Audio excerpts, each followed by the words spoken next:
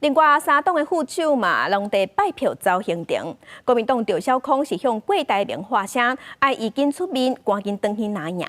针对韩国瑜讲，空港的囡仔嘛是爱靠中华民国保护，才会当做副总统。民进党萧美琴是批评这款讲法是歧视，使人遗憾。也那民众党的吴欣盈，伊去参加网络节目，用物件介绍，严格的表现引起议论。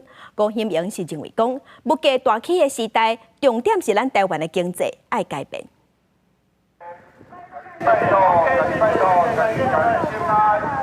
沿路甲民众致意，路边有人摇国旗回应。国民党副总统候选人赵少康去新庄府选拜票，为大选求声势。选战就伫要到啊，车牌侯友宜甲赵少康去台中造势，选无机宣誓就职，引起大家讨论。赵少康回讲是宣誓政见，展现决心，而且佫一届向鸿海创办人郭台铭发讲，希望伊赶紧出面表态。剩下3、4天，郭台铭还是自己出来吧。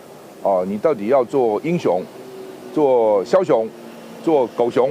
哦，就在这几天，历史会给你定位的。手比爱心第一，支持者嘛伫咧路边真热情摇手。民进党萧美琴去台中拼选战，家立委候选人蔡其昌、甲林正义辅选，用这鸟的魅力吹票。针对韩国瑜讲，探空港的后生嘛爱靠中华民国的保护，才会当做副总统。萧美琴批评讲，这是有歧视性的讲法，强调选举都是竞争的关系，伊会全力拼落。对这些含有一些歧视性的讲法，都觉得非常的遗憾。那我们台湾努力的就是要创造给大家都可以有自己梦想的机会。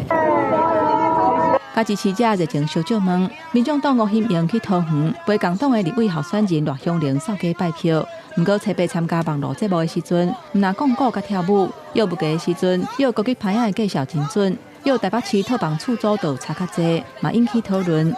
吴欣盈表示，在物价直直起的时代，重点是台湾的经济爱改变。